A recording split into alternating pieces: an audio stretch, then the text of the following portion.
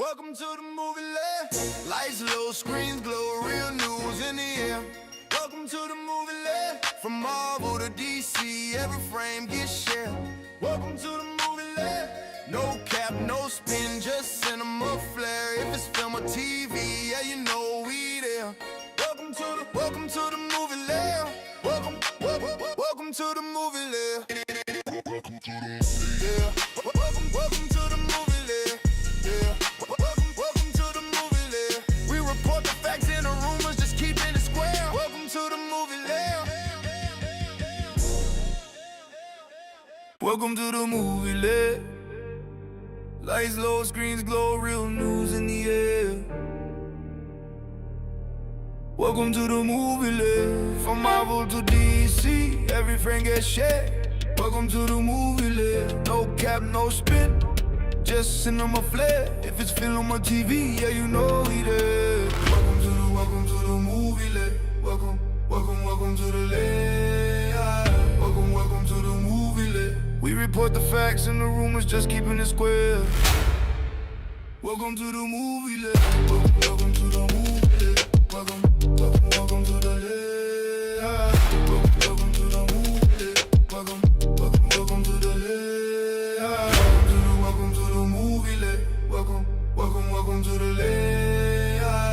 Welcome to the movie Lair. We report the facts and the rumors, just keeping it square. Welcome to the movie Lair. Welcome to the movie Lair. Welcome to the Lair. Welcome to the movie Lair. Welcome to the Lair. Yeah. Welcome to the movie Lair. Welcome to the movie Lair. Lights low, screen glow, real news in the air. Welcome to the movie Lair. From Marvel to DC, every frame each share. Welcome to the movie Lair. No cat, no spin, just cinema flair. It's full TV, ain't no we air. Welcome to the movie Lair.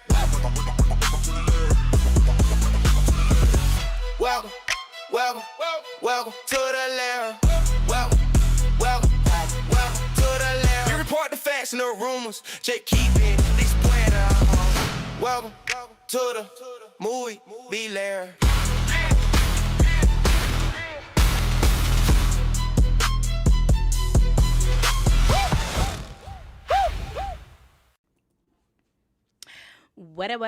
What up, y'all? Sorry for the late stream. Child, I was out of town. I just got back into the city, and I said, I'm going to do this show tonight because I love you guys. I'm here for you. But nah, man, what's up? I appreciate everybody checking in. Looks like we got Jay in the building. We got the Magician. What up, Magician? Torian is here. Sheed, what up, y'all? Man, didn't have a lot of Marvel and DC news this week. It was a slow week. We didn't have a lot going on, so I don't have much to bring on that side of the world. But if you just like movies, I got a lot of movie news that we can talk about. We got some stuff to get into. But other than that, how are y'all doing this Good Friday? Y'all going to see Mortal Kombat this weekend? What's going on? Let me give it a couple minutes and get everything loaded up. Free Spirit. What up, Free Spirit? Free Spirit. I sent you an email weeks ago you ain't responded to. I was trying to be nice and send you some in the mail and you ain't respond. Y'all going to see Mortal Kombat, man? Y'all going to check it out? Torian said we don't need Marvel and DC to have a good show. That's right. This channel is for movie fans. I cover all movies, everything.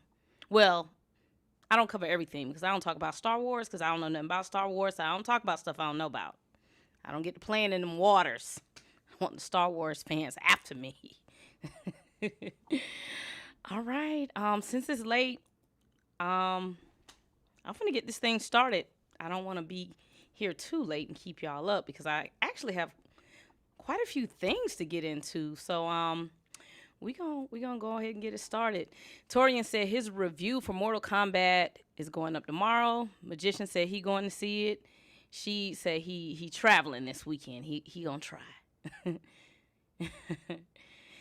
Yeah, Torian, I'm not in Star Wars because I feel like I'm so far behind. I don't know where to start to get caught back up. So I'm like, you know what? The Star Wars like fandom is one fandom. I'ma just have to sit out. I'm just gonna have to sit out. Torian said you don't want to do those Pantheon hours. If we keeping it a buck, I would actually prefer that my show is late at night. But I know that could affect people because I'm a night owl. I'd be up all night, so I would prefer really to do it these times. But you know, I understand. Do y'all hear my voice? My voice is going away, y'all. I don't know what I'm gonna do.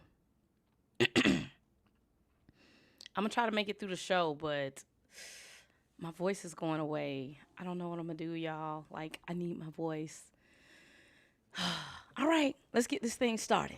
Let's get this thing rocking and rolling.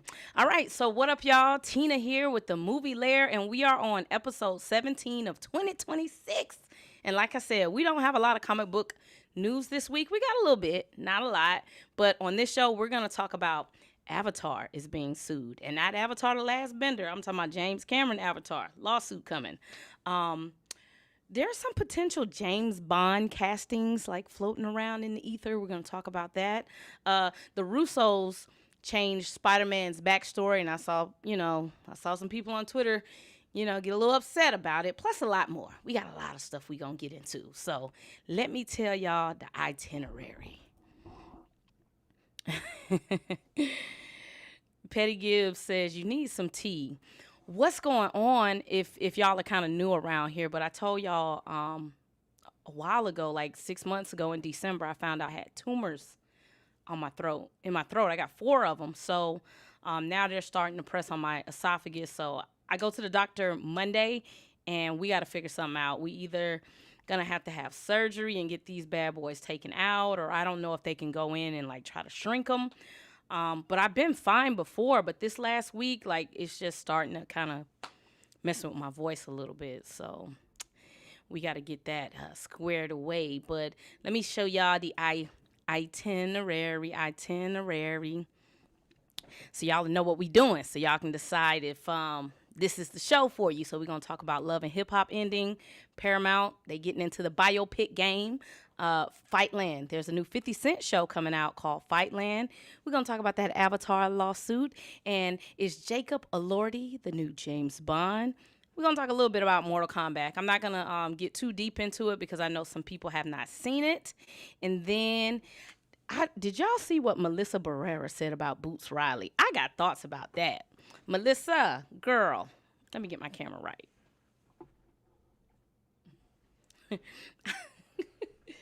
Melissa, girl, I got some thoughts about what she said about Boots Riley. We're going to talk about the new Vivica A. Fox movie coming out this Friday, As God Is. We'll talk a little bit about the Odyssey trailer, a little bit about Children of Blood and Bone, Will Packer in Hollywood, Spiderman and the Uncle Ben controversy, and the Russos talked a little bit about spoilers. Lauren said, she said what now? All right, man, let's get this thing going. Hopefully we won't have to be here too long and my voice won't go away. We got to try to maintain. This thing trying to take me out. I'm trying to get my camera right. Come on, camera. That's it. There we go. Okay. That's it. Petty Gibbs said, what'd she say, I wonder? Petty Gibbs, if you still here, by topic 8, we gonna find out. Otherwise, you can watch the replay. But let's get this bad boy started. Let's talk about Love and Hip Hop coming to an end. So, the Love and Hip Hop franchise is coming to a close. It's been a long run, y'all. It's been a long run. And I think the show started out with really good intentions because if y'all remember, it started out in New York. And I think Mona Scott Young and Yandy and Jim Jones, all of them really wanted to create a platform to show love and hip hop. Like, we're in hip hop, but we have spouses and children at home, and this is how life looks while trying to like balance a hip hop career and family. I think this show started out with great intentions.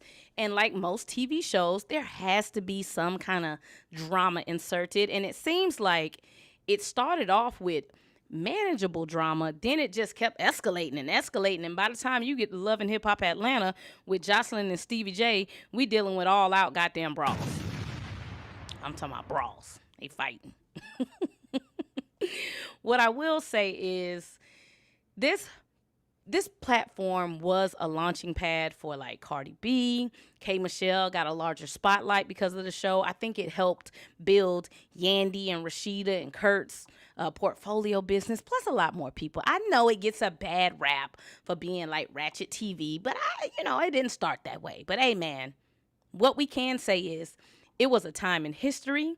It made its mark, and it's no different than like The Real World and Making the Band and all the other TV shows and reality shows. It has its mark in history. So, if you got a cigarette lighter, put your lighters up. If you got an alcohol bottle, pour a little alcohol out for the Love and Hip Hop franchise. Paramount said, we're shutting that shit down. It's gone. It is gone. Lawrence said Love and Hip Hop ended when Jocelyn left. She was the show. Torian said Love and Hip Hop started in 2012, the same year I graduated college. She said I didn't even know it was still going on. It is. Yeah, it is. Jay the Informant said Love and Hip Hop needs to be studied for degenerate behavior and paranormal, parasocial, paranoid audience members. Oh, God. Jay said Paramount for president. Not you rooting for MAGA Mouth. All right. Next up, we still going to stay in the Paramount lane. So let's call this maybe the Michael Jackson effect. So Paramount just did a deal with Warner Music Group and said, hey, we want to be in the biopic business too, okay? I see what the Michael movie is doing, and I want to be in that game. Who do y'all think should get a biopic next? Who do y'all think deserves it? Now, I don't want to give all the credit to the Michael movie because Paramount has done some biopics in recent years, like they did the Bob Marley film. They did Rocket Man with Elton John. So they've been playing in the arena, but now they're ready to step up their game. They called Warner Music Group and said, hey, let's work out a deal where we can make biopics about some of your artists in your catalog. We gonna make money off of the movie. You gonna make money off of the catalog because people gonna start streaming the music. Let's go into business, and the deal is done.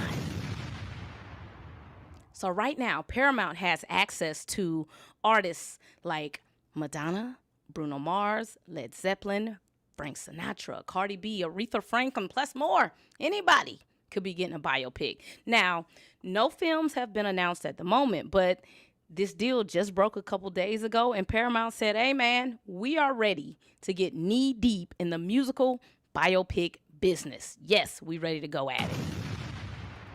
Yes. Lauren said Paramount about to own half the industry and Disney the other half. Yeah. Paramount said, we finna get in the biopic business, baby. We see what's going on with Michael, the Michael Jackson effect. We think we can make some money too. Billy is waiting said, just popped in. I don't know why it don't be giving me your notifications. I hit the button multiple times. Listen, I'm going to take the blame tonight, Billy, because this was an impromptu stream. I didn't know what time I was getting back in town to like actually schedule it. But if I have my voice, next Friday, 7 p.m., I'll be there. Every Friday at 7 p.m. Now, if my voice gone, y'all, I don't know what we're going to do if I lose my voice. Damn. See, this is why AI is important. I could be training AI to be doing my voice, and we can keep doing the show. But if my voice gone, hell, I don't know what the hell we going to do. We just going to be out of goddamn luck. we just going to be out of luck. I don't know what we're going to do. Torian says, speaking of Michael, he is not the number one artist in the world. First time in 31 years. Wait, you said he's not the number one artist in the world, or you saying he is? Says the king is back on the throne where he belongs. Yeah, man.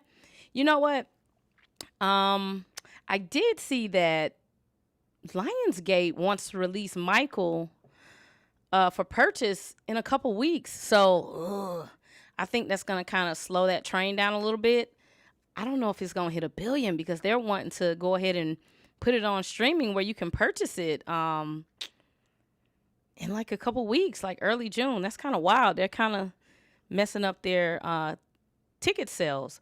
But to be fair, man, when Devil Wears Prada came out, like Devil Wears Prada and Disney, they went and like bought so many theaters that it pushed Michael's theater access to not as many theaters before. And that's what's going to happen with Dune and Doomsday. Same thing going to happen. Dune is going to have the IMAX screens. But Disney is going to go in and control so many Dolby and little screens that it's just going to squeeze Doom. Okay, so, yeah, I don't know. All right, let's get to the third topic. I'm moving fast because my voice is leaving. All right, let's talk about FightLand. All right, now this looks like Starz is trying to build their next big gritty crime drama. So FightLand just dropped its first look images, the premiere date, and the show is basically mixing underground boxing with organized crime in London. Are y'all into like crime and boxing shows? Have we ever had a crime and boxing show before? I don't recall seeing one. But anyway, the series stars Howard Charles as a former boxing champion coming home after prison, trying to get revenge against the criminal empire he believes set him up.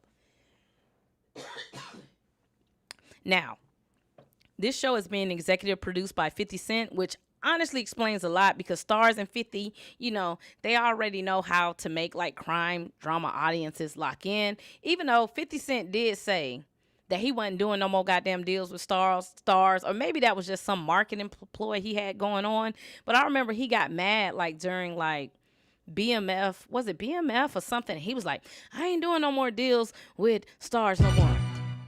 Well, this FightLand drama is his project, so it looks like he is still doing deals with them. And Starz has been needing another big flagship series outside of the Power universe because once those shows start slowing down, which they are, Power's about to slow down, they got to have something ready to replace that audience. Now, the real question is, can FightLand break through beyond the usual Starz fan base? Because boxing dramas can either be really like emotional or it can just not connect with people if people don't care about the characters. So, I don't know if this one gonna work, but we gonna see. And listen, these folks, they over there in London. No disrespect to my folks from London. I don't have Starz, so I don't know if this is gonna be one I'm gonna check out because I got too many streaming services. But this does look like something I may be interested in. But I'm like, do I want to deal with the British accents and the London accents? I'm not gonna flex. I do like shows about family drama. I like some family drama, so I might have to watch it. But I don't want to pay for another streaming service either. It's like, it's too much. It's too goddamn much. Okay, it's too much. Lauren said the Dune trailer looked good in Mortal Kombat 2 and the Odyssey. Petty Gibbs said it ain't gonna work. Lauren said, I don't pay for Starz, but I know a site. JD Informant says 50 no Stars is his sugar daddy. Lauren said, what happened to his Netflix deal? He probably still has one.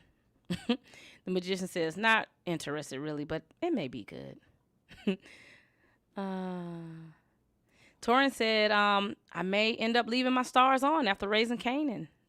Lauren said, Tina said, we got HBO Max at home. Period. We do. Man, I got HBO Max, Disney, AMC, Paramount. I got too much. It's too much going on. Too much. And I don't even know why I got them because I don't even watch all of them. Next up, let's talk about this Avatar lawsuit. Did y'all see the Avatar lawsuit? This is interesting. So, actress, ma'am, I'm about to mess your name up. Don't take it personal. So, actress Kioranka Kilcher, who y'all might remember from New World and Yellowstone, is suing James Cameron and Disney, claiming they used her facial likeness as inspiration for Naturi in Avatar without her permission. And according to the lawsuit, she says Cameron saw her in the New World when she was younger and allegedly had designers model aspects of Naturi's facial features after her facial features. Now, that's a serious accusation considering how massive the Avatar franchise has become. Now, let's be real. This ain't just some random background complaint. She got a little proof. And we talking about one of the biggest movie franchises ever. Worth billions of dollars. So, if there's a shred of proof here, Disney definitely gonna have to address this kind of carefully. You know what I'm saying? And there's even proof of James Cameron admitting to using her likeness. He admitted it. Let's take a look. But the source for this was a photograph that was in the LA Times as part of the promotion for The New World. There's a young actress named Kioranka Kilcher who played Pocahontas in The New World. So this is actually her lower face. She had a very interesting face. And I wound up meeting her years later, and I gave her a signed print of this. This is actually the original. I gave her a signed print of it, which she has up over her fireplace. Child, she said, bitch, what? So let me tell y'all why she's waiting so late to sue. So James Cameron released that video last year. Released that video to the public explaining, hey, I met her when she was young, and then I used her design to kind of design, you know, some of the creatures in Avatar. So when she saw that video, she was like, hold on. She was like, hold on. Get him banned. Get him banned. Get him banned. But you use who face to do what? She called them lawyers up and probably sent them this video and said, hey, man, that's $1 billion corporation over there with $1 billion franchise, and we got somebody saying that they use me as design inspiration. Do I have a case here? And the lawyer said, let's take a look.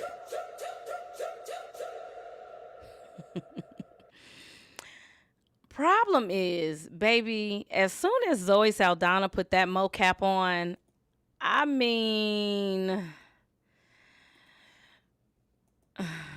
that avatar looks like Zoe Saldana, sis. Even if her face was used as like concept, like this is what I'm thinking about doing. I think James Cameron's like, this is what I'm thinking about doing. Her facial design never made it to the film, and her facial design never made it to print. Her face was just used as a concept or an idea. So I don't know if she got a case here, because that character looks just like Zoe Saldana. She has proof of James Cameron saying, hey, she was my inspiration, but her design never made it into film. So I don't know. This is a little tricky one here. This is a little tricky one. So I don't know. Y'all remember I told y'all when all that Marvel concept art leaked last year, and they had used Damson Idris's likeness right here. Allegedly. You know, allegedly. This, to me, my opinion, this looks like it has the likeness of Damson Idris, but it wasn't him. It looks like they used his likeness because they were like, hey, you know, maybe this is who we're looking at. here's a picture of the guy that we would like to be in the movie. Can you draw some concept art and make it look a little bit like him, but not all the way like him because he ain't signed no deal yet? But can you just give us some concepts so we can trust, if he comes into the office, we can say, hey, this is what we're thinking about doing. So it sounds like her case is very similar to and this is just me, my theory, this thing with Damson Idris. So I don't think this man looks exactly like Damson Idris, but in my opinion, I think they used Damson Idris's likeness as a model. I think that's what happened with this young lady, that they used her likeness as a model, but the final product was not you. The final product was Zoe Saldana. So I don't know, man. This one's kind of tough. This one is kind of tough. Disney may just shoot her some bread to make her go away. But I don't know about this one. I don't know. And the reason this is kind of nasty work, it's a little nasty work because they used her face as concept when she was a kid, when she was only 14 years old. So I don't know if that helps her case that, hey, I was a child and he admittedly told me that he used my face as concept art. It's a tough case. I don't know. This one's tough. I don't know. But you know what? I think they should go ahead and shoot her a few dollars because there's an admission of using her for inspiration. And I also think they should pay her for all the indigenous people's reparations for Avatar. God damn it. And when I say indigenous, I mean indigenous to African land, indigenous to this native land.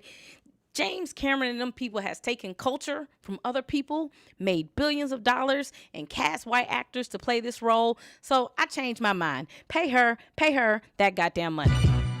Yep, pay her. This is why I could never really, really get jiggy with Avatar movies like that, because I'm like, these people look like black folks.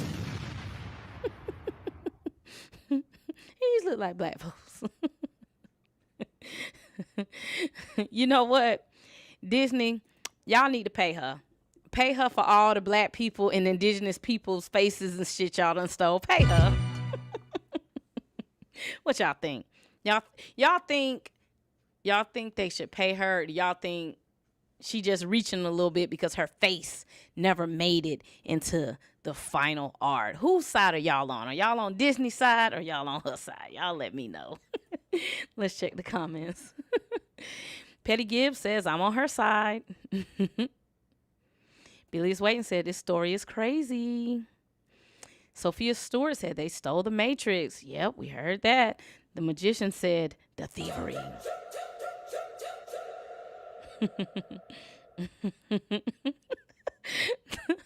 The Magician said, all of this sounds like a scheme. Well, it could have been a scheme that Todd set up for him to come to you with the bush. It sound like a scheme to me, child. Torian said, did you see the new Drewski skit? I have not watched it. I've been off the grid. Somebody sent it to me, but I have not watched it yet. Kodak said, likeness is about to be the new buzzword. Lauren said, looks like David Johnson. You think that? I think that looks like Damson. She said she ain't got no case. Damn. Billy is waiting said, I wonder what the pic of her as a kid looks like next to the character. It doesn't look like her because this character looks just like Zoe Saldana when she puts the mocap on. But I guess her argument is James Cameron told me that he took a picture of me to kind of draw these people out. The problem is you never made it into film, so they never really profited off of her likeness. I don't know, y'all. JD Informant said her pockets must be tight, but I think she gonna get paid. It ain't about her pockets being tight because she been cool. But when you have the director come out and say, hey, I met this girl when she was 14 years old, and she's the basis of what I use as an idea for these people. Kodak said his statement is literally literally evidence. JD Informant said $400K and make her sign paperwork. You think she only worth $400? Disney, give her $1 million. Lauren said they need to pay her. She said he ain't use it, so no. This is why I like the chat, because this is what a real jury trial would look like. You would have some people saying no, some people saying yes, and then y'all got to meet in the middle. Johnny Rastafari, what's going to be next? The Fred Astaire estate going to sue Michael Jackson estate because MJ was inspired by him with Billie Jean and Smooth Criminal. You right about that. Billy said, I think they got to pay her. Magician said, I'm on her side just because. Lauren said the English black actor won. I'm assuming you're talking about the Drewski skit. It's in my DM right now. I ain't seen it yet. Somebody send it to me. I'm going to check it out as soon as I get off here. All right. That's the Avatar story. Looks like majority of the chat say she should get paid. A couple of y'all are like, nah, she don't need no money. So we'll see. Kodak said, if you take my DVD player but don't use it, I'm still going to sue you.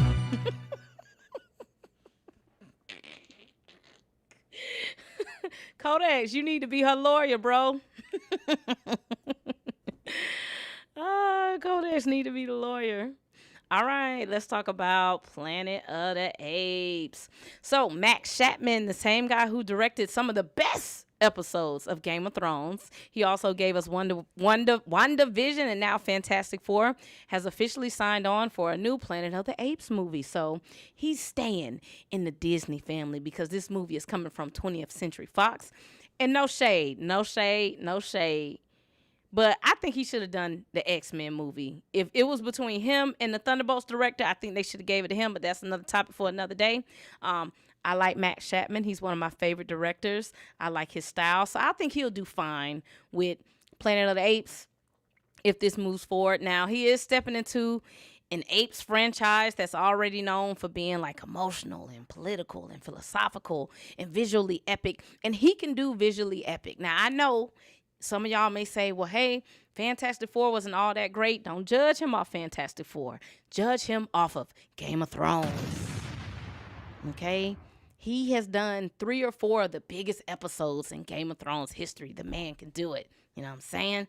I think he can handle big, epic shots. So he would do fine with Planet of the Apes. And let's not forget, the modern Apes movies have been low-key one of the most consistently solid blockbuster franchises. Kingdom of the Planet of the Apes almost hit $400 million worldwide. So, you know, I think he's a good choice. I was listening to Jeff Snyder, them coming home, and they were saying that he might not do Fantastic Four Part 2. They said it's coming, but he might not do it. But Jeff Snyder then was like, since Fantastic Four Part 2 is kind of far out, Disney might have threw him a bone like, hey, you know, we don't want you to go leave and work for Warner Brothers or Netflix or somebody. How about you do Planet of the Apes? We want you to stay in the family. We don't want you to go. So, yeah, man, Disney has a new Planet of the Apes movie heading into development with the director of Fantastic Four and some Game of Thrones. Torian talking about Rip Caesar. Rest in peace, Caesar. Caesar was a G. Caesar was a G. She said, trash ass movie, F4. I like Fantastic Four, y'all. I liked it. Lauren said, do we need another F4 movie? I'm almost sure.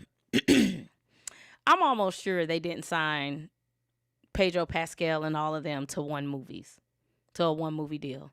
They probably signed them to a 4-picture deal. Probably Fantastic Four, Doomsday, Secret Wars, and they probably got another picture. So I don't think the Fantastic Four is going nowhere. I think they're going to be here. Johnny Rastafari said Max Shack also directs the Godzilla Monarch show on Apple, and that show is fire. Yeah, Matt Shakman got the juice, man. They should have gave him X-Men. They was tripping. I don't know why they didn't give him the X-Men movie.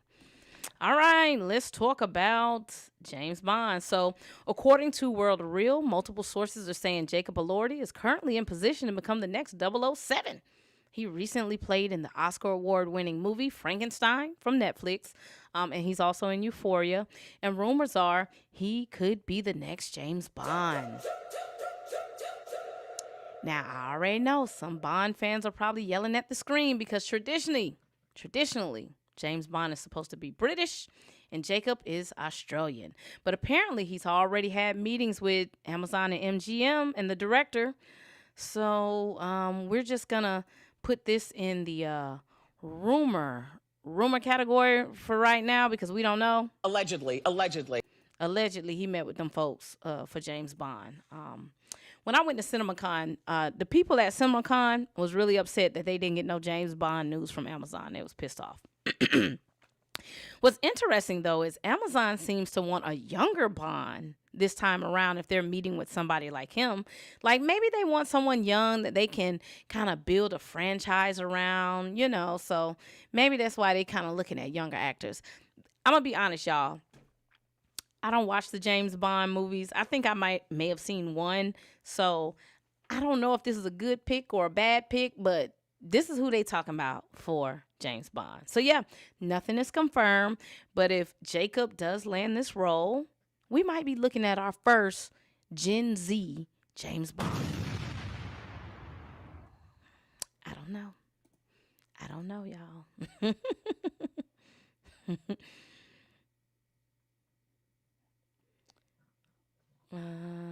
Torian says, speaking of James Bond, I'm looking forward to the 007 game.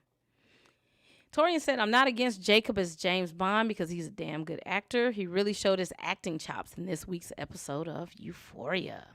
Johnny Rastafari said, great, another James Bond. I thought recasting is disrespectful to the character. Recast to China. Lauren said, I don't see him. She said, my guy has a chin on him. Lauren said, we need to do a Brit. Child, I don't know. That's what the people saying.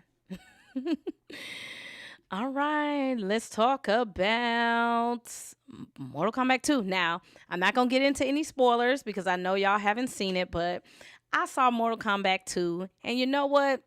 To me, it was not a good movie at all, but damn it, I had a good time.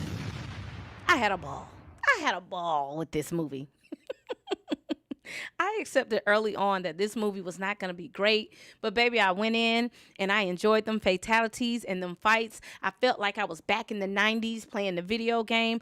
I had a good time. Now I'm going to do a longer review on my page. I think everybody should go watch this movie if you're a fan of the video game. I think you'll have a ball. Go in with low expectations and just accept that this is just a popcorn film. You know what I'm saying? It ain't that deep. It ain't that heavy, okay? It's just a good time. Take your shoes off, sneak your drink in, you know, lay back and just enjoy the good time. You know what I'm saying? So I think the movie was just not great, but I had a good damn time with it.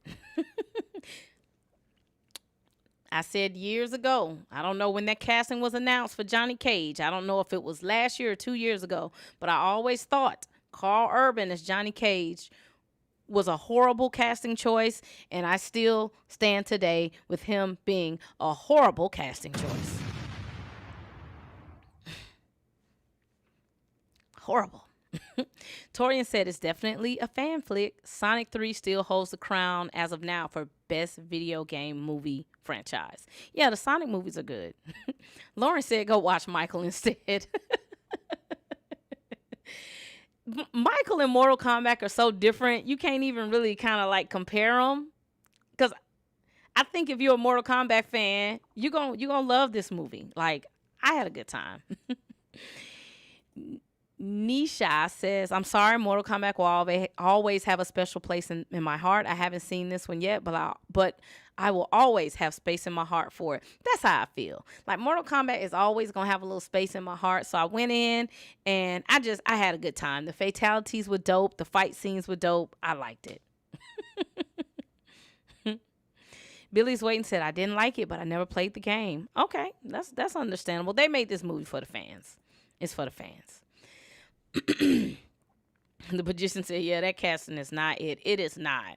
And I went in with an open mind. I'm like, I don't like him as Johnny Cage, but I'm going to go in and try to accept it. And 10 minutes into him in the movie, I'm like, see, this is why I ain't like this shit. He's horrible. He's not a horrible actor. He's just horrible as Johnny Cage. Why did they want to make Johnny Cage old? I don't know. Like, I don't know. But I'm going to have a longer spoiler review on my page if my voice allows me to do it, to go into more details. Lauren said, I like him as an actor, but he could play Kano. Yeah, he should have been Kano. But to be fair, the actor playing Kano was great. I loved him. Lauren said they made him old in the game. See, that's how disconnected I am. When I was playing Mortal Kombat in the 90s, he was young, from what I remember. Now, maybe by the time you get to the later Mortal Kombats, 5, 6, 7, 8, 9, 10, maybe he is old. I don't know. I ain't make it that far. I think I stopped at Mortal Kombat 3. I think that by the time they started making some more, by then I was an adult. I lost track. I wasn't playing games no more, so maybe he did get old. She said, pay for Michael and go watch Mortal Kombat. Man, these movies be having assigned seats. You can't do that. You might be in somebody's seat. Oh, all right. Let's talk about this Melissa Barrera news and Boots Riley. So if y'all don't know who Boots Riley is, Boots Riley, he's a director, but he's also kind of passionate about, like, you know, causes that affect people, like capitalism, racism, stuff like that. So let me tell y'all what happened. So this was so crazy to me, y'all. Hold on. Hold on. Johnny Rastafari wants to say, let's go back. Johnny Rastafari says, off topic, I did the Michael Wears Prada double feature, and that was actually a great double feature. I was surprised how good the movies blended together. My friend girl, not my girlfriend, we enjoyed it. Yes, Michael Wears Prada is good. My wife wanted to go back and watch Michael tonight. She was like, we should go watch Michael. I said, I done seen Michael twice, and I got to do the show, so I can't go back tonight. But yeah, Michael Wears Prada is great. I think if you can hit 2 in one night, you should do it. All right, let's talk about Melissa Barrera. So, if y'all don't know, she was a budding star that kind of got canceled because she was vocal on what was going on with the Israel, Palestine, Gaza situation. Now, me personally, I don't comment too much on that situation because honestly, I don't know enough about it to have a comment. I never really fully researched it to fully understand like the scope of the war and everything going on in the Middle East. So that's where I stand on it. And me, I'm also the type that I get stuck in like rabbit holes and I'll end up completely consumed with situations if I start researching them. So I never really got deep into what's going on between Israel, Palestine, Gaza, all that. So from my understanding, she spoke out about what was going on with that situation, and Hollywood got mad and canceled her. Okay. She was about to film the Scream movie, and they got rid of her. They told her to get the hell on. You know what I'm saying? So she just recently did an interview, y'all, and she was like, she stopped getting offers. Nobody wanted to deal with her for like 10 months straight. Hollywood completely shut her out. They didn't want to cast her no more. She was blackballed. She said she was blackballed for almost a year until the director, Boots Riley, hit her up, sent her a DM and was like, hey, man, I see everything you're going through, but I want you to be in my new movie called I Love Boosters. She said as soon as Boots Riley sent her that DM and she read it, 5 other offers came in behind him. And she said, I couldn't do Boots' movie because I got a better offer somewhere else, but I just want to say thank you to that magical Negro. Yes. She said the magic of him jumping into my DMs first got me back into the goddamn game. Ain't that some shit? Girl, you could have did that man goddamn movie.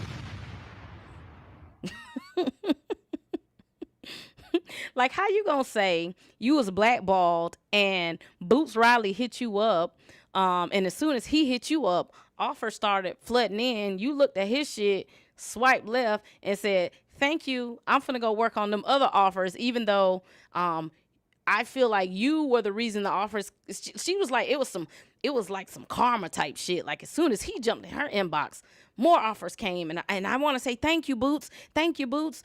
As soon as you hit my DMs, other offers came in, but I don't want to do your goddamn movie at all.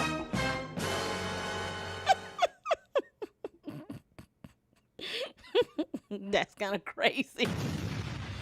If y'all look the article up, she literally says, I believe that Boots Riley is a wizard because as soon as he jumped in my DM, other offers came in and I couldn't do his movie because I had other offers worth more money and I had to look the other goddamn way. But thank you, Wizard Boots Riley. Yeah. She basically called him a magical Negro. Oh, that was so crazy. That's something you ain't even have to tell nobody. Because if I'm Boots Riley, I might feel some type of way. Like, bitch, you telling me I'm the one who, like, was the first one to reach out to you and kind of help you get unblackballed, but then you looked at my offer and swiped it left, and girl, you could have did that movie for Boots. You could have took them other offers and said, hey, I got to do this one movie first. But she, she said she going where the money reside. And if y'all don't know, I saw I Love Boosters like 2 or 3 weeks ago, and I have an idea of the character she probably would have ended up playing. But hey, man, it all worked out. I guess she's back to acting. Boots Riley has a new movie coming out with Keke Palmer called I Love Boosters. And it's crazy that she put in the article, like, he's a wizard who brought all the offers into her inbox. She essentially said, yes, he's a magical Negro. Oh shit!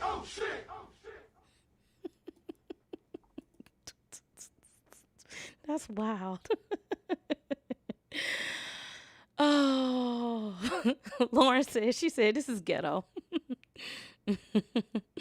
Johnny Rastafari said, women in Hollywood get treated so differently, not fair, because Javier Bardem, I think is Palestinian, and he always speaks up about the war and never got canceled. Yeah, man. Torian said who she would have played. Let me pull up the cast. Cast of I Love Boosters. I think she would have played the character. What is this character's name? There's a white girl in the movie who works in one of the department stores.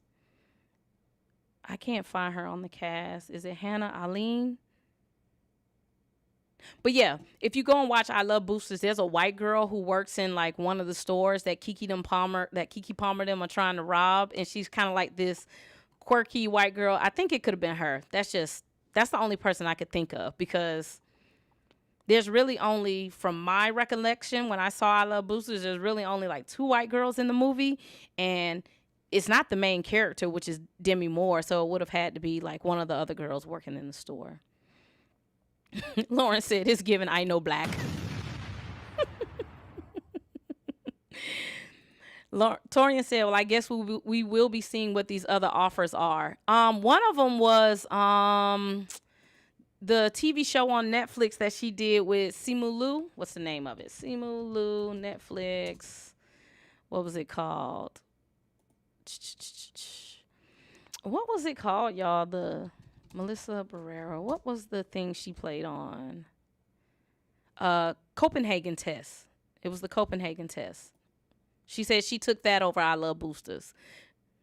Billy is waiting and said, that's crazy to say publicly.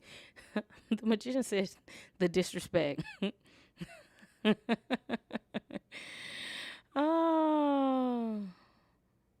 Lauren says she also went in on the screencast for Not Quitting. Yeah. This why. So she essentially, when she got blackballed from the Scream movie, she got mad that other people came in and participated in the movie, right? She was like, y'all shouldn't have done that. Y'all saw they did me wrong. But girl, you just did something kind of similar to Boots Riley, because you took a better offer for money versus following what's the right thing to do. Like, damn, this is the first person that's hit me up and offered me a role. And morally, the right thing to do was say, I'm going to do Boots movie. But you said, I'm going over here with the Netflix deal because it's more money. Thanks, Boots, for being the magical Negro that you are. Because when you came in my DMs, you started attracting other offers, but I can't do your goddamn movie. I'm going over here where the money resides. Damn. She called him a wizard, y'all. She said he's a wizard of offers. He came in the DM, the offers was flooding. I say, Boots, she called you a magical Negro. Torian says, so much for the Black and Brown Coalition. The magician says, it's stories like these that makes it hard to remain civil in this chat. Where do you stand at with this magician? I believe in karma so much that I probably would have did the Boots movie. I would have done it because I would have felt like I'm going to do this because you really trying to look out for me. And by doing this, hopefully something works out on the back end. Like maybe I can't do the Netflix project, but you, when no one was hitting me up, you took a chance on me. And it's because, you know, Boots Riley, he's kind of like an activist a little bit. He believes in fighting for human rights and stuff like that. So he probably was like, I see what you're doing. I'm not going to let them do you like that. I got a role for you. And she was like, thank you, magical Negro. I'm going over here to Netflix.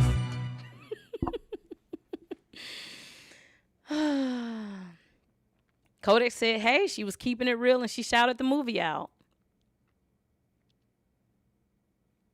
She said, you shouldn't have said nothing. You should have just sent Boots Riley a thank you card or something. I don't think her speaking out is going to make more people want to go see I Love Boosters. Ciao. Next topic. All right, listen. I had no intentions whatsoever of watching this movie, Is God Is. If y'all don't know, that's a movie starring Vivica A. Fox and Sterling Brown. And essentially, Sterling burned Vivica A. Fox and one of their daughters when they, were younger. And Vivica sends her 2 daughters on a revenge journey to kill their father, which is Sterling K. Brown. Because, she like, your daddy burnt us up. Now that y'all are older, I want y'all to go find him, and I want y'all to kill him. Yes, that's what Vivica says in the movie. I want y'all to go kill him. Now, something about this I did not want to watch. I don't know if it was like, I don't like seeing people scarred from being burned. I don't know if it's, I don't like the body horror. I didn't know if I could just watch that for 2 hours straight. And also I was like, I don't know if I like the idea of 2 daughters being sent to kill their father. Like, it had a lot going on, and I was like, I don't think I want to watch this film.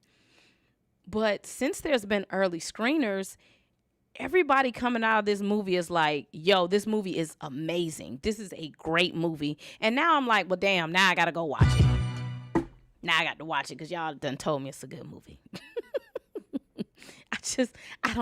Look how Vivica's sitting up there burnt. I'm like, I can't watch that for 2 hours straight.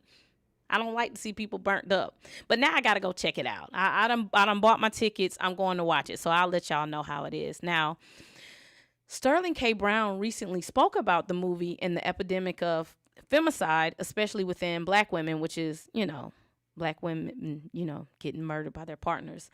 And he said, people may not like his character in this movie, and that's fine. He said, my character's name is Monster, and I'm in this movie, and this character is in this movie to be a conversation starter. So then that intrigued me, because I'm like, well, what the hell are you doing so bad in this movie that you're saying people ain't gonna like you? So now I really got to go see it. Now I really got to go. But yeah, man, it's been some crazy cases within a month of femicide. You got the young Black mayor down in South Florida. I don't know if she was mayor or vice mayor. And her husband, took her out. And they asked him, why you killed your wife? He said, I was just tired of her. Then you got the David case where he cut up the little 13-year-old girl. I just saw a case of a young 17-year-old Black girl. She just killed her little 17-year-old boyfriend. Like, it's a lot. It's a lot going on. So I was like, I don't know if I want to, go, I could deal with Mortal Kombat type violence. But when I see this type violence, since it can be, kind of real, I just wasn't in the headspace to go watch this, but now I'm going to watch it because everybody says it's a great movie. Man, about 6 months ago, a friend of the family who I've known for like over 20 years, known her for a long time. Her daughter was 15 years old. She was dating a boy. The boy takes her out and they go to some type of apartment. He locks her up in the apartment and he kills her. So it's like femicide is a real thing. Like people are really like going out and taking people out. And what I want to say is we could all do better with regulating our emotions and handling conflict better. But then you got some people who are just evil and demented, like that kid David, just an evil man. And, you know, people like that, you got to do something with them. But yeah, are y'all going to check this movie out, or is it too heavy? Am I going to be the only one taking it for the team and going to watch it and come back and tell y'all how it is? Does this look like something that's interesting to you, or y'all just like, it's too much, I don't want to see this shit?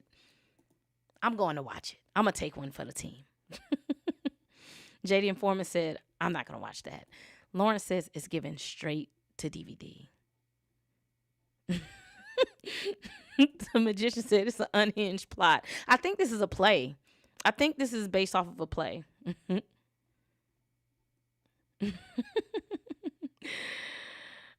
Billy says, I'm big hype for this movie. Okay. Nisha says, I wanted to see this because I wanted to know what exactly it was about and why it's called that. So I'm excited to hear it's good. Everybody that I saw coming out of, early screenings, this said this is a great movie. Lawrence said, I will see I Love Boosters, but I'll pass on this one. The Magician said, I'm just doing my job. Torian said there was a femicide story that came out Texas this week. Man took out his wife and both his kids, then killed himself. Yes. Codex says, say unalive. This could be touchy on this app. You right. Old Dog said, hey, y'all, I'm thinking about checking it out. Nisha says it does look like a lot. Free Spirit said too much, but love some of the actors in it. I'm going to take one for the team. I'm going to watch it, y'all. I'm going to watch it. I'm going to check it out. I originally was not. I'm going to go see what it's about. You know what I mean? Torian said, now I wonder why the critics love this movie so much but hated on Michael. So to be fair, these wasn't really like critics. Like, I don't think the critics have seen this. This was more so like,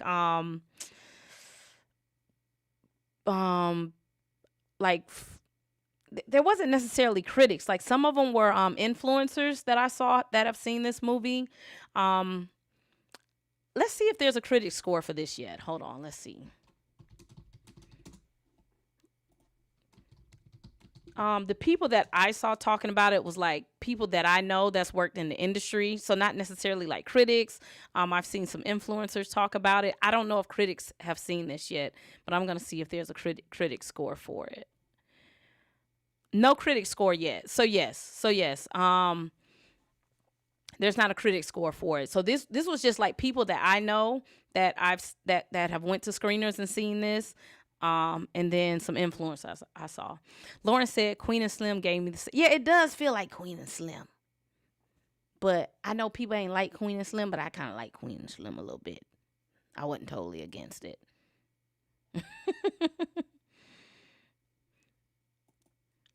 Billy says the trailer's great. It's Kill Bill vibes. Yeah. They've said it's multi-genre too, so it's like a little comedy, a little horror, a little thriller. I don't know.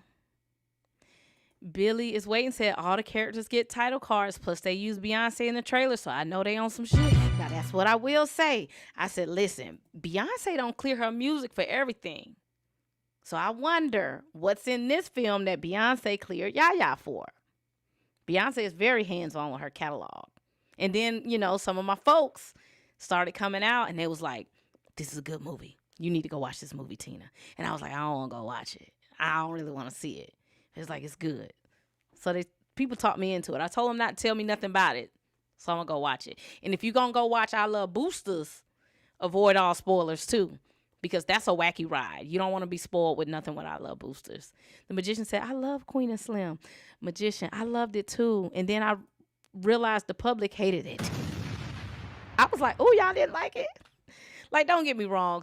You know, it was that one scene with the kid that maybe they didn't need. But overall, I kind of like Queen and Slim. I liked it. All right, we're going to talk about the Odyssey. Then we're going to take a commercial break because my voice is leaving. I got to go get it moisturized. All right, so the new Odyssey trailer dropped. And I'm going to be honest, y'all. I'm going to be honest. I'm trying to get there. I know everybody is acting like this is the movie event. But I haven't read, like, the story in forever. So I'm watching this like, come on, Nolan, sell me on this movie. Now, what I will say, Robert Pattinson. Y'all know I be talking trash about his Batman because to me, that man still be giving like Vampire in the Cape, like Edward Cullen, like Bruce Wayne, Twilight energy. So I don't like Robert Pattinson as Batman. But seeing Robert Pattinson in the Dune trailer and now the Odyssey, I like that. I like the energy that Robert Pattinson is giving in the Odyssey and Dune. Yes. Yeah, I'm seeing a little bit more range from Robert. So, you know, that kind of brightened me up a little bit. I'm like, oh, okay, Robert, you giving me a little bit more to work with. But y'all, where the hell was Zendaya and Lupita Nyong'o?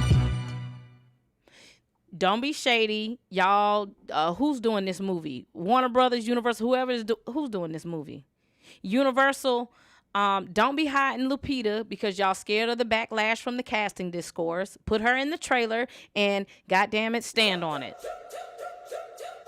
Y'all know they hiding Lupita from the trailers because when people found out that she was cast, people was like, oh, why would you cast Lupita? Like, why would you cast a black woman? I don't know if people don't know. This is not a real story. Like, this is not a true story. I think some people think these people are real life people. And so they got kind of butt hurt because Lupita Nyong'o is in this film. Yeah, you know what I mean? So they didn't put her in the trailer. I think they leaving her out of the trailer because they don't want to have to deal with the controversy.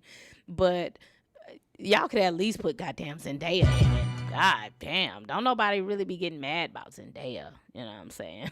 Now, what I will say is, Anne Hathaway looks great as the queen. You know, she's having a solid year this year. Shout out to Anne Hathaway. But Matt Damon as the main character, I'm really struggling. I'm struggling with Matt Damon because when I see him as the main character, I just see Matt Damon. Like, I don't see him he's not getting in the character for me. And maybe it's because I don't know about the Odyssey for me, y'all. I'm going to try to get into it. I'm not there yet. I'm interested, but I'm not there yet. But I'm going to keep saying this. Every time we talk. The Odyssey is what people should be comparing to Doom. Don't compare Doomsday to Doom. Don't do that. The real comparison to me is Dune versus the Odyssey. That's the battle. That's the battle. We got Doom versus the Odyssey. We got Street Fighter versus Mortal Kombat. Doomsday is in its own bucket over here somewhere. Stop comparing Doomsday to Doom. This is not, they're not in the same hemisphere. Just stop it. We need to be comparing Dune to the Odyssey, all right? Who's going to have the best cast? Who's going to have the best movie? Who's going to win the box office? That's the comparison that I'm looking at. I'm not comparing Dune to Doomsday. That is just ridiculous. I'm comparing it to the Odyssey. But are y'all sold? Are y'all liking what y'all seeing? Are y'all going to check this out? Or are y'all kind of like with me, like, I don't know. I'm trying to get there, y'all. I'm really trying to get there with the Odyssey. Oh. Torian said the Odyssey is a long story. I'm going to listen to the audiobook. Lauren said Nolan name on it. I see it. Yeah. Kodak said no Batman slander ever. I'm not slandering Batman. I am slandering Edward Cullen vampire Batman. There's a difference. I'm slandering Robert Pattinson as Batman, not Batman. Billy is waiting said, I have no clue why Chris Nolan chose this as his next project. There's no sauce. Yeah, the trailer, like, and I like these type of movies because I love like 300. I like Game of Thrones. Like, I like period pieces. But for some reason, this ain't doing it for me. It's missing something. Lauren said they protecting black women. Don't protect us. We got it. We know what we be signing up for. If I was Lupita, I need to be in the trailer and my name need to be on the poster. I'll be all right. I ain't even on Twitter. I don't even see that shit. Lauren said, you saw how they acted with Travis Scott. Lauren said they should have hid Snape too. Don't hide me from nothing. I know what I'm signing up for. That's why I never understand why some people just don't get on the internet. You'll be fine. You'll be fine. The magician says he always doesn't disappear into a role. Yeah, Matt Damon. He ain't in it for me. He's just not in it for me. Lauren said it's because they made us watch it in school. I'm trying to get there. I'm trying. When does this come out? July? I got 2 months to get right. I ain't there yet. Torian, I saw your comment that says, speaking of Batman, winter is coming to Gotham. I don't have that on the list to talk about, but I did see Matt Reeves said that, showing that shot of the Batmobile in winter. I'll probably cover that next week. Billy is waiting said people think they cast Lupita as Helen of Troy, saying she's not beautiful enough. I ain't gonna flex. I love me some Lupita. That is my girl. Sometimes white directors don't know how to light black people, don't know how to do our makeup right, where we don't look our best. So if Lupita is Helen of Troy, I hope they called in, some people and don't have her looking like she not nobody, because Lupita is a bad bitch. Okay? Don't have my girl on there looking like she's struggling. You know how they like to do us sometime. That's my only concern with Lupita being Helen of Troy. Y'all better make her look like a goddamn bad bitch. Because that's what she is. Don't play with her. I saw that little raggedy pic they had going around from 12 Years a Slave trying to bring my niece down. Don't do her. Okay? She's gorgeous. She's beautiful. Kodak says Matt Damon doesn't have Leo's charisma. He don't. But I like Matt Damon. But he know Leo. But I like Matt Damon. But I just don't see him as Odysseus. I don't know. Child. Let's take a commercial break. I need to go drink some water. And then when we come back, we only gonna have about 7 more topics. But yeah, man, I'm gonna take a commercial break. Let me go get some water. I'll be back. Commercial break with the movie Lair. Grab some water and some snacks. Meet back here. Commercial break with the movie Lair. We cover rumors and movies, all that here. Commercial break with the movie Lair. Grab some snacks and pull up a chair. Commercial break with the movie Lair. Walk under the Gotham, we talking all that here. Commercial break with the movie Lair.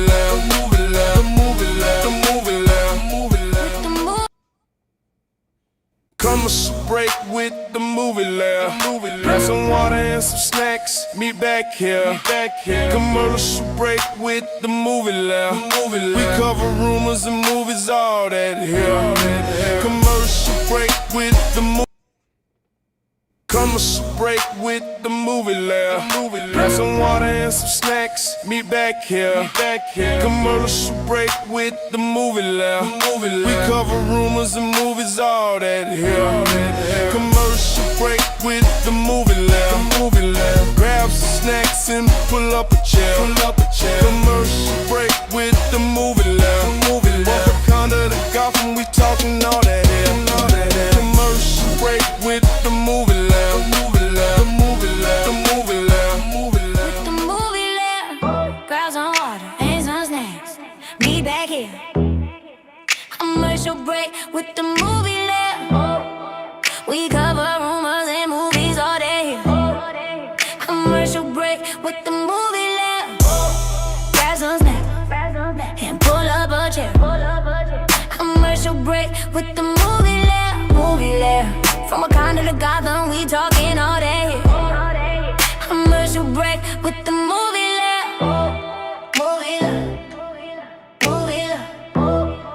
Commercial break with the movie Lair. Grab some snacks and pull up a chair. Commercial break with the movie Lair. From Wakanda to Gotham, we talking all day here. Commercial break with the movie Lair.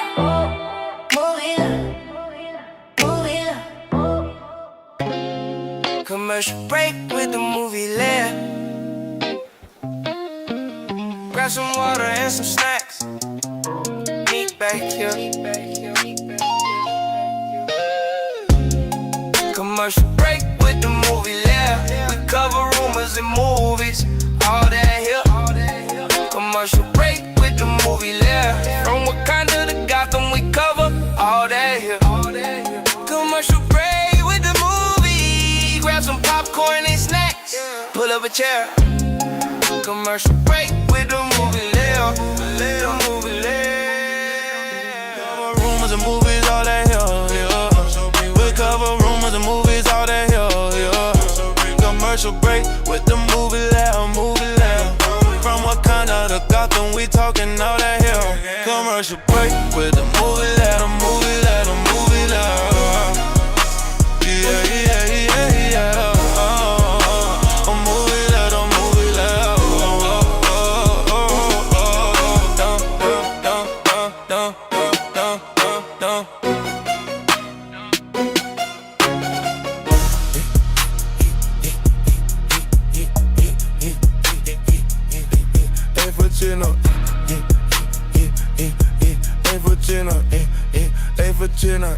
Late for chillin' on commercial break with a movie Lair. We're about to start right now. Get back here. Late for chillin' on commercial break with a movie Lair. With a movie Lair. With a movie Lair. Late for chillin' on commercial break with a movie Lair. With a movie Lair. Late for chillin' on commercial break. Get back here. Put it back here. We're about to start here. We're about to start here.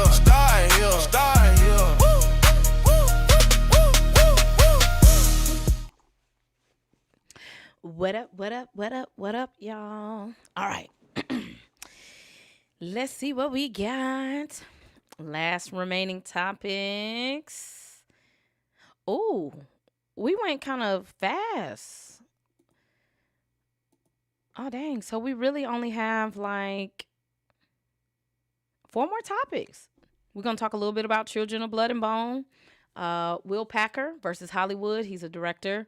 We're going to talk about the Spiderman and Uncle Ben little drama that's going on. And then the Russos talk about spoilers. And that's it. We done. Oh, moving kind of fast. I went faster than normal. All right. Let's pull up Children of Blood and Bone. All right. So the cast of Children of Blood and Bone was asked the question, which one of y'all are most like the character that you're portraying in the movie? And for y'all that don't know, Children of Blood and Bone is a New York Times bestseller book that's coming to your movie screen in January. The cast is stacked. The story is pretty much about a royal family, which is going to be made up of Chiwetel Ejiofor as the king, Regina King as the queen. Okay. Damson Idris will be playing Prince Enon. And to close out the royal family, we have Amanda Steinberg as Prince Amari. So they are the ruling family, all right? And they rule with an iron fist. Okay? King Saran don't play. And Damson, he's a prince who's trying to figure out, what kind of prince do I want to be? Am I going to rule with an iron fist like my father, or am I going to be different? He struggles with that in the movie. You know what I'm saying? He's a little flashy. He's a little swaggy. He knows he's a prince, but is that flash a cover for his insecurities and inner conflicts that he's dealing with? And then you have Princess Amari, Amanda Steinberg's character. You know, she's daddy's little girl, okay? Daddy's little girl. He loves her, but he don't play no goddamn games either. You know what I'm saying? He'll get mad with her too. Now, the queen, I don't know how they're going to do the queen in the movie, but in the books, she's a queen who knows that she's a queen. Okay? She got a little Cersei Lannister cooking up in there. You know what I'm saying? I ain't saying she gonna be as evil as Cersei Lannister, but she has this calculating presence about her, right? She knows that she has power. She knows that she has authority, and she's not afraid to use it at times, okay? She's not a timid queen, you know? You ever meet some women who know they got power and they flex her power? That's her, all right? Now, the main character is going to be Thuso Mbedu. That's the young lady back there in the black and white hair. She's the main character. She's a firecracker, all right? She believes in fighting for the rights of the people in the village and the royal family. They just want to keep the village oppressed. And she's like, no, we need to fight back, y'all. Come on. So that's roughly what the story is. So now that y'all know a little bit about the characters, based off of that description, who do you think in real life fits closer to their character? Do you think Regina King fits more closely to the queen? Or does Chiwetel Ejiofor act more so like the king? Does Damson act more so like the prince? Is Thuso that firecracker in real life? And is, Amanda Steinberg really just a little princess, a daddy's little girl? Who do y'all think? Who do y'all think acts more like their characters they're playing? Y'all already know who I'm gonna say. Y'all already know. It's Damson. It's Damson. It's Damson Idris, of course. Let's take a look. Oh my Lord. I mean, I think it's going to be across the board, Damson. Agreed. Yes. I mean, I had somebody immediately springs to I mind, do but too. What was it a Damson It for was. you? Okay, so Yeah, as the I would say parents, that- we've as the agreed. parents, we'd say Damson. Yeah, Damson is most like his character. Yes. He just has that the flair, the swashbuckling nature, the independent streak that Yes. maybe And he but likes it's being charming. the center Yeah. of his world, and that is present in the character of Inan as well. I would say yes. But it's the swagger. He Yes, carries yeah. beautiful swagger and confidence. He is like he's Complicated. like a little prince. He is. That is crazy. No. Yeah, probably me. No, I'm playing. I don't know, man. Who is more like their character? Yeah, probably me. I Yeah. answered. Super complicated. Yeah. Okay, cool. Yeah, definitely me. Yeah. All right, so anybody who's been following me, if you have been following me for the longest, I've said, this man moves like a prince. Damson has this royal youthness about him. Even in F1, when he's trying to be like hardcore, when I see him, I'm like, he's just such a prince. And when he was in Snowfall, I'm like, sir, you need to go back to Britain.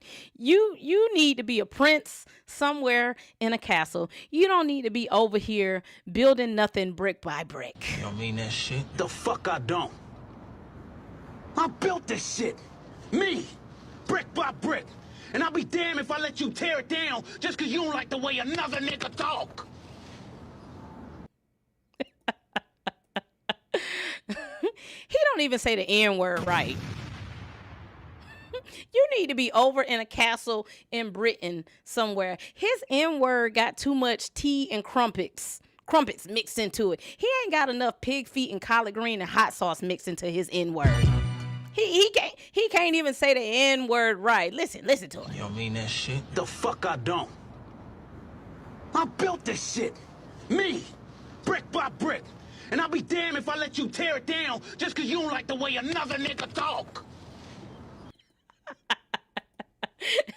His nigga ain't got enough. His nigga ain't got enough goddamn chicken and hot sauce on it. You know what I mean? He got a little British N-word. It don't even come out right. But anyway, nah, man. Damson Idris, he really carries himself in such a royal way. He looks great for his age. And that's when we start talking about him potentially being Black Panther. Okay? I'm like, y'all know, for the people who's been here with me, I'm like, he's so young looking in the face. He don't look like I'm ready to be king. He looks like a prince. Okay? He just looks like a prince. Prince T'Challa, King T'Challa, who knows? We don't know who he's going to be. But yeah, man, Children of Blood and Bone, directed by Gina Prince Bythewood, coming to you in IMAX January 2027. And as far as the cast is concerned, Damson Idris is the person in this film who in real life fits more closely to the character that he's playing. And yes, I seen the trailer for Children of Blood and Bone at CinemaCon, and you know, they still have some time to get there and work on the special effects. They have to tighten some things up. This book is mixed with a lot of magic, so hopefully they can get these special effects, you know, hammered out. Maybe they drop the trailer for Comic-Con. Maybe they drop it for Comic-Con. There's a scene where Damson is in his daddy's face, and he was like, I ain't trying to be no king like you. And I'm like, ooh, this is gonna be some drama. And the king was looking like, nigga, I'll snatch you up. But yeah, man, I hope this movie does great. I don't know what the budget is, but yeah, man, they got time to really start working on cleaning this movie up and getting the special effects together. I will be there opening night. I may even try to go to the world premiere. I don't want to have to fly to California, though. They need to have a world premiere in Atlanta. Let me email Paramount and tell them all the black folks live in Atlanta. Come to Black Hollywood. Do the premiere there so I can just get there quick. I don't want to fly to California.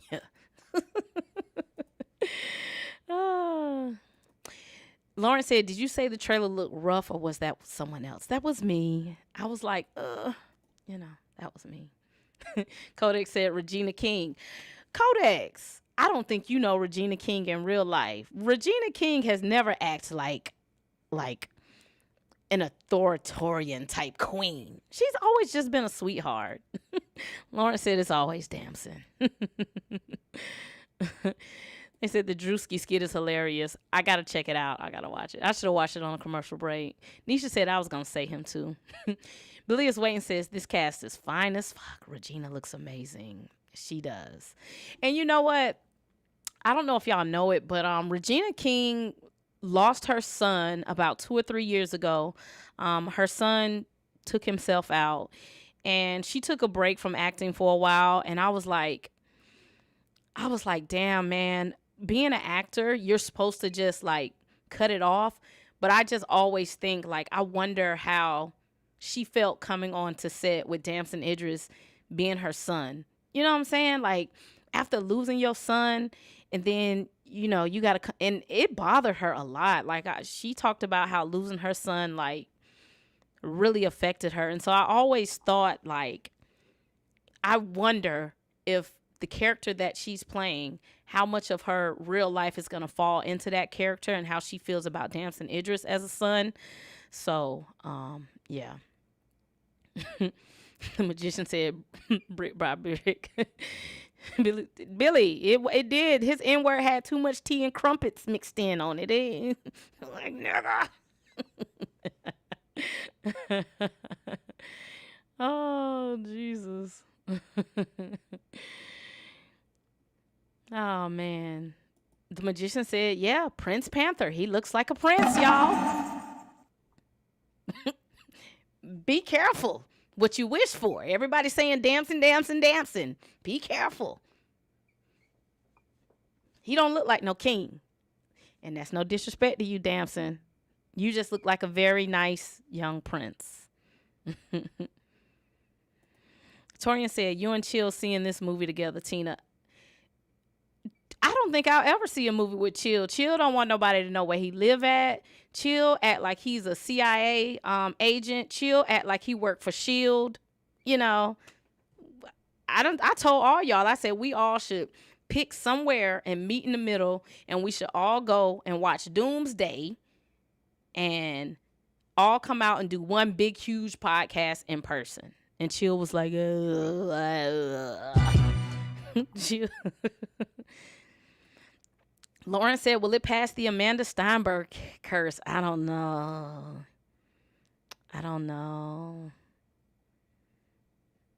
Torian said, especially since her son and Damson were right in the same age bracket. Yeah, I think Damson's a little bit older. How old is Damson?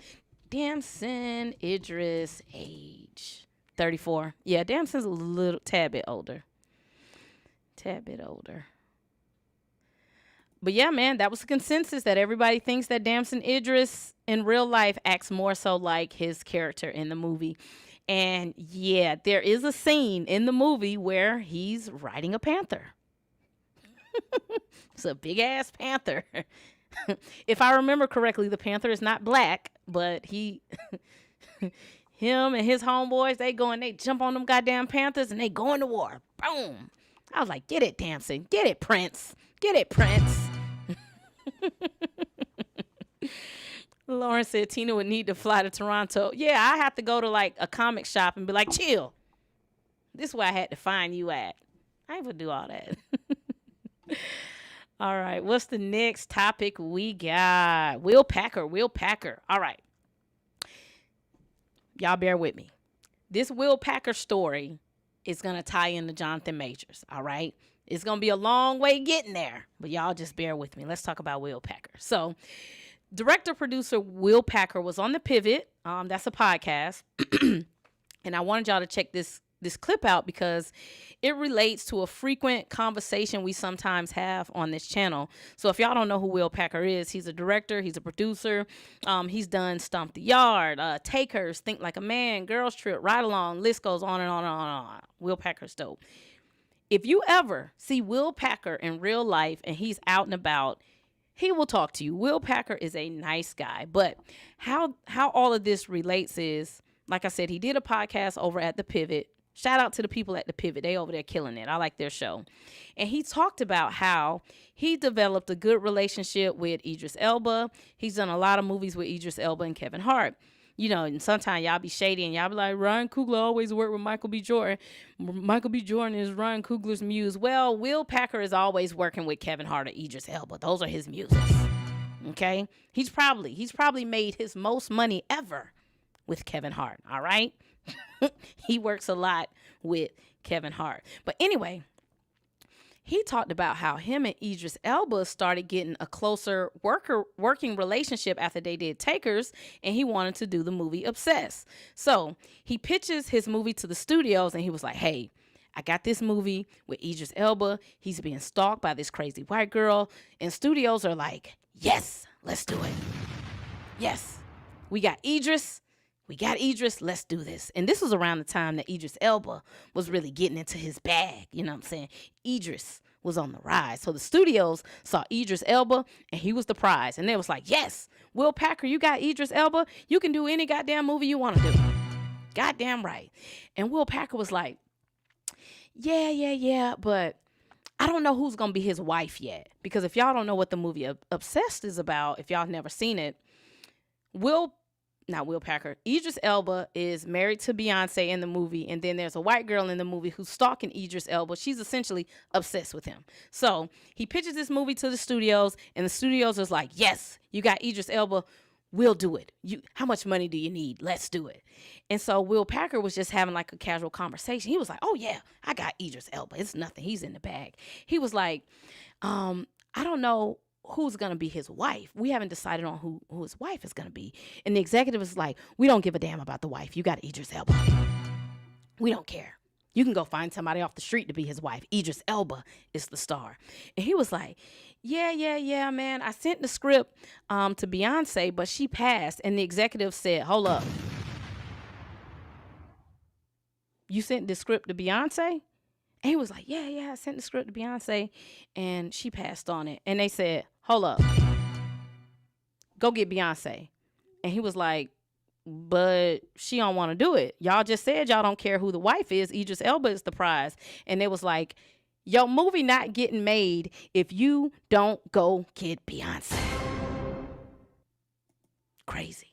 Let's take a look at the clip. Somebody watching right now going, I just want to get a movie made, right? Because it's so hard to get it made, especially if you're talking about with major financing.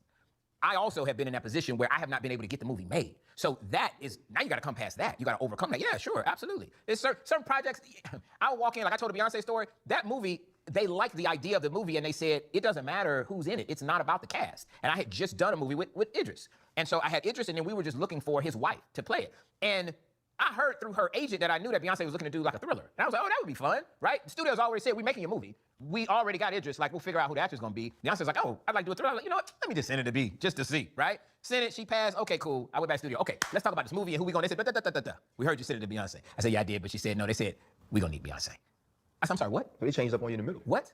All of a sudden, the whole movie was dependent on one of the biggest superstars in the world. That happens more often because the industry's constantly changing. It's a week-to-week scorecard. If a movie worked last week starring somebody that they didn't know the week before, all of a sudden, everybody wants that star. And if you had somebody they thought was a star and that movie didn't work, all of a sudden, guess what? Audience is not checking for them. They're not really a star anymore. So it means that the goalposts are constantly moving. So I am not immune to that. I'm walking into rooms and I am trying to, give a reactive industry, not proactive, reactive, what they think they're looking for at that time. And oftentimes they will say, okay, yeah, we'll do it, but we got to get Ryan Clark. Well, Ryan Clark might be booked up. He got movies, from now to 2029. So this ain't happening no time soon. If you're telling me that's the only person that can do it, yeah, that's it. We got to get blah, blah, blah. Okay, all right. It didn't happen. Got cut. All right, so if y'all don't know the story, Beyonce eventually did the movie. He said he had to send the script to Beyonce. Like, he said Beyonce told him no 6 times. No, I don't want to do it. Script is trash. No, I don't want to do it. And he was so stressed. He was like, they don't want to make the movie without Beyonce. I got to go in. I got to tweak the script. I got to figure it out. I got to get Beyonce in this movie. So how this all ties in, hopefully this explains a little bit why sometimes you see the same actors everywhere, because when the executives have their eyes set on some people, like you said, you see them everywhere. And hopefully that helps some of y'all understand why Jonathan Majors may not be showing up in movies.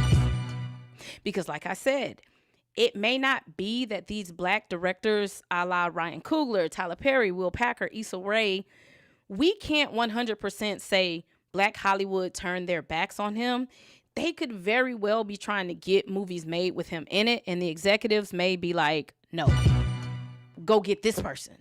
So that's why I wanted to bring this clip up, because we frequently talk about opportunities that Jonathan Majors isn't getting, or has black Hollywood turned their back on him. And it may not be that black Hollywood has turned their back on him. It could be the executives just like, nah, we don't want him.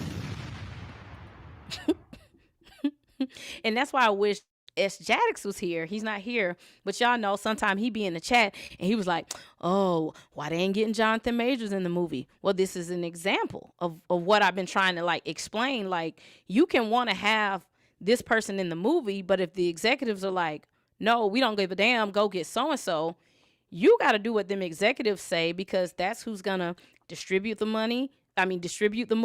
And that's also going to be who's going to be putting the funding up to help get the movie made. So, he started out talking about how the executives didn't care who the wife was because they felt like Idris Elba was the prize. And as soon as he mentioned Beyonce, they like, oh, well, the movie ain't getting made if you don't get Beyonce. That's how quick those power dynamics change. That's how you see how this hierarchy is built. He went in and Idris Elba was the king of the jungle until he mentioned Beyonce and there's a new queen in town. Movie don't get made without her. Now, it was not a great movie. Okay, Obsessed was not a great movie. It's one of those movies that's bad, but I like. You know what I'm saying? It's bad, but I'll cut on Obsessed every once in a while. But yeah, man, so it could be people like Will Packer, Ryan Coogler, trying to get Jonathan Majors in the movies, but if the executives say no, ain't nothing you can do. And this is the same story that I've been trying to tell people. And so I'm glad he did this interview so y'all can hear it from a real life director and producer saying exactly what I've been saying. You can't get shit done if people don't want to work with it. You know what I mean? And how all of this ties up into the next topic is, I don't know if y'all have seen, but Issa Rae is putting out verticals. Like, verticals seems like the new thing now that's going on in Hollywood. Now, I'm not a big fan of verticals. And if you don't know what verticals are, they are movies made for TikTok and Instagram Reels. They vertical movies. I don't like it. But this is where the industry is trying to tiptoe to, and everybody's trying to get into that market. And right now, Issa Rae is going back to old school, right? She's attacking the movie industry everywhere possible, all right? She's doing verticals on TikTok that has millions of views. She has a deal with Paramount, and she also has a series on YouTube that she's doing. So Issa Rae is going back and putting in like some of that grind work and like, hey, I got to go back and start over because the industry is changing. I got to start over. And how this ties back into Jonathan Majors, because nothing in the world right now is stopping Jonathan Majors from hitting these verticals on TikTok or producing his own content on YouTube. Who's stopping him? You know why he don't want to do it? And this is just my speculation. I don't think he sees enough value in it. So if he don't see enough value in putting his projects together, how do you expect the big studios to want to rock and roll with you? If you don't believe in you, why should they? So I've been saying this for a long time. Jonathan Majors needs to start building his own stuff and stop waiting on somebody to come knock on his door. Start building your stuff, because once you start building and like focusing on you, people gonna come knocking at your door with offers. You know what I'm saying? And just to give y'all a little insight on like me, I don't have a lot of followers on YouTube. I don't have a lot of followers on TikTok. I think I got maybe 8,000 on TikTok, 5,000 on YouTube. But companies are, reaching out to me because they see that, hey, man, I'm working on something. I'm passionate about it. I just got an email from a studio earlier today. We got some stuff coming. So I think Jonathan Majors needs to put in the grunt work and just start doing stuff himself. Nate Parker done got into the vertical deal. David Oyelowo, Tay Diggs. So John, bro, get on it. Do your own stuff. Find your fan base and feed them your art. And stop waiting on people to call and give you a job, homie. That's how all of that ties in. From Will Packer to Issa Rae to verticals to Jonathan Majors. Get out there and do your own stuff, homie. All right, let's check the comments. The Magician said, I love Obsessed. It's a good old watch. Good on Obsessed. Good old watch. Lauren said, he sound like Kevin Hart and Cat Williams, double the speed. Yeah, I had to speed it up. I know he talked a lot. Torian said, and now the Daily Wire is crumbling for good. Issa got a show on TikTok. Andre Ware said, what up? Torian says, this also shows you Hollyweird still has them overlords. Everybody got a boss. Tina, do you like Fatal Attraction? Are you talking about the movie or the TV show? Lawrence said they could have put Kelly in it. Lawrence, if you got the chance to get Beyonce, and no disrespect to Kelly, you want Beyonce or Kelly. Who gonna sell the movie tickets? They going after Beyonce. She said, so I guess I got to fall back off Black Hollywood. Actually, if you want to keep your foot on the ground, you can keep stomping. But I really do think we got to give Black Hollywood a little bit grace, because you don't know what people trying to do for the homie. But he can't wait on nobody to do it for him. He got to do it himself. Get you a camera, set your phone up, and go to work. Lauren says Screen Time is her new TikTok show. Yep. Kodak said the Lair is lit. We always lit. Around here, Kodaks. Lauren said Kelly got more acting experience. Not then. You got to think of when Obsessed came out. When did Obsessed come out? Obsessed release date. 2009? Let's see. So Obsessed came out in 2009. Let's take a look.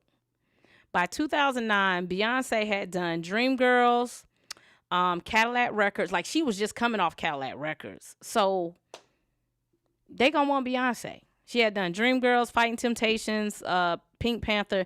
None of these movies are great movies, with the exception of probably Dreamgirls, and I did like Cadillac Records. So yeah, I think in 2009, Beyonce's acting catalog was way bigger than Kelly's. Kelly is for sure an actress now. Lauren says she died in Freddy versus Jason. That's the only thing I can remember. Torian said they wanted Beyonce because she was fresh off Cadillac Records. She did great in Cadillac Records and Dreamgirls. Beyonce does good in musicals because that's her bag. That's what she do. All right, what we got next? We only got 2 more topics, then we're going to get out of here.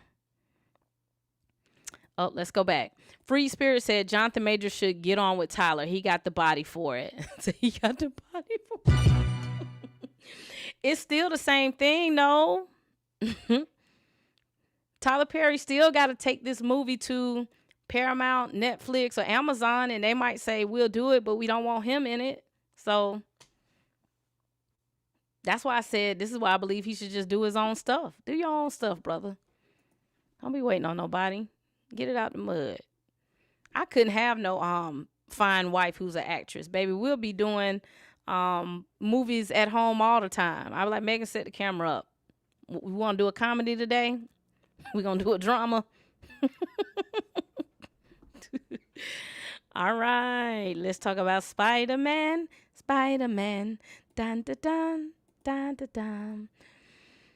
All right, let's talk about Spider-Man. So the Russo brothers got the Spider-Man fans tight. They mad. Some of them mad. So it's a 10-year anniversary for Avengers Civil War. In my opinion, one of the best Marvel movies ever made. I think it's damn near a perfect movie.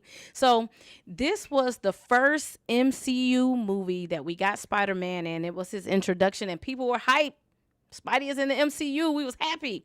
Spider-Man is here. Spider-Man gets to play with the big boys now. He's out here playing with Black Panther and T'Challa and Captain America. We was hyped. Spidey's here. Now, for everybody that knows Spider-Man lore, Spider-Man is raised by Aunt May and Uncle Ben. Uncle Ben ends up passing away due to something that Spider-Man does, and he says those powerful words to Spider-Man. With great power comes great responsibility. Do I got that right? Let me look it up. Great power, great responsibility. Let me make sure I got it right. With great power comes great responsibility. You know what I'm saying? That's a canon event for Spider-Man. You need Uncle Ben to tell him that. Those words set Peter Parker on the trajectory moving forward in life, and it happens with every single Spider-Man. Uncle Ben passes away, and that's what propels Spider-Man forward. Well, the Russos said, not this one. The Russos said, not on my watch. Not on my watch. Not on my watch. The Russos said this Peter Parker doesn't have that situation happen with Uncle Ben.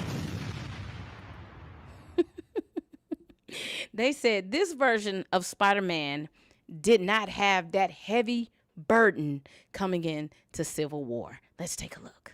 Is Peter Parker responsible for his Uncle Ben's death? Oh, that's interesting. I think we wanted a Peter. So Spider-Man was one of my favorite characters growing up. Sure. If not my favorite. And what I related to was this idea of a kid with incredible responsibility, right? And I think that you could manifest that responsibility through accidental death, right? And feeling the pressure of and the sense of loss in your life in a way that would keep the spirit that we wanted and what Tom Holland is as an actor than if he blamed himself for his Uncle Ben's death. I think he's a very different character. So in our minds, no, he wasn't responsible for Uncle Ben's death, and that would have been a different interpretation, a more intense interpretation of the character. All right, so the Russos are saying, hey, our version of Spider-Man, he didn't have to deal with that Uncle Ben death. He was not responsible. And I know this bothered some diehard Spider-Man fans. I noticed it years ago. I was like, where's Uncle Ben? They don't even talk about him. Was there even an Uncle Ben? Like, what? Now, it didn't bother me to the point where I couldn't like enjoy the films, but I did find myself asking that question. I'm like, is there an Uncle Ben, or the Uncle Ben just don't exist? Now, this is my opinion. I think they wanted this Peter Parker to come into the MCU with a lot of youth, to be carefree, to be extremely likable, because they want to sell toys. I think they didn't want him to come in with such heavy baggage at first. And honestly, I think that's a good choice. You've been given 2 live-action Spider-Man movies where Uncle Ben is featured, and they decided not to do it this go-round. But now that Peter has lost Tony and Aunt May, that's kind of like his Uncle Ben situation, because that's the situations that are going to cause him extreme pain and extreme loss. And I think with this being our first iteration of Spider-Man into the MCU, I think Kevin Feige, Sony, and the Russos, I think they all sat down and said, listen, we want this Spider-Man to come in extremely youthful, playful. We want him to be very likable, because we need to sell toys, all right? And we need little kids to like this version of Spider-Man. And I think they're banking on all of those little kids who saw him in Civil War 10 years ago. Maybe now they're adults and they have went along this journey with him to get us to Brand New Day, who now we get a Peter Parker who has dealt with some devastating loss. And he may blame himself for Aunt May passing away, because he might say, listen, maybe if I didn't ask Dr. Strange to do that spell, maybe Aunt May would be here today. Maybe if I wasn't being selfish and, trying to get everybody to forget who I am so I can try to get into school with my friends, maybe Aunt May would be here together. So that is a burden that he has to carry. And that's his Uncle Ben moment, is what the Russos are essentially hitting at. And some of the Spider-Man fans did not like it. Billy's Waiting says Civil War is my favorite movie. Lauren said Hot May don't look 61. JD Informant said, I think his uncle said it's your fault while on the ground and the robber ran away. Free Spirit said, I think Aunt May was this Spider-Man's Uncle Ben. Yep. Martrell Willie says, what's up, Tina? What's up, Martrell? JD Informant says, is Uncle Ben even in this universe? I think he was mentioned maybe once. I feel like he may have been mentioned one time, if I remember correctly.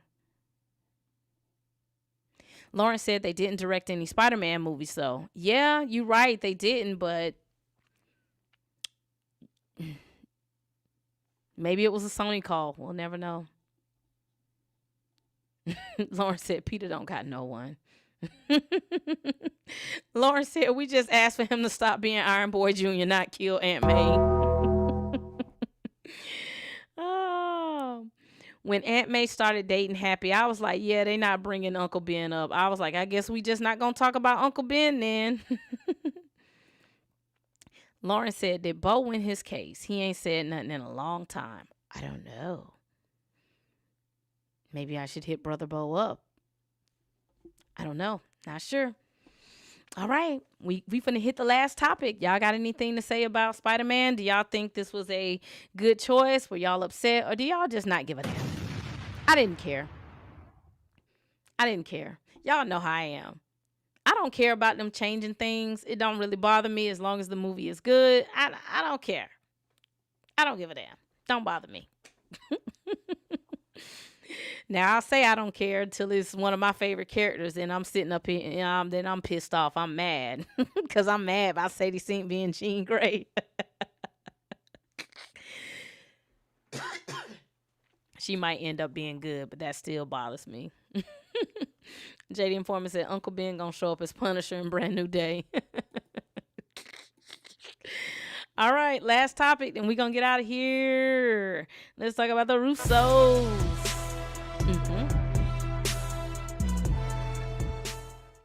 All right, so Joe Russo and his sister recently did an interview and spoke a little bit about spoiler culture and movies. Let me see if I got this pulled up.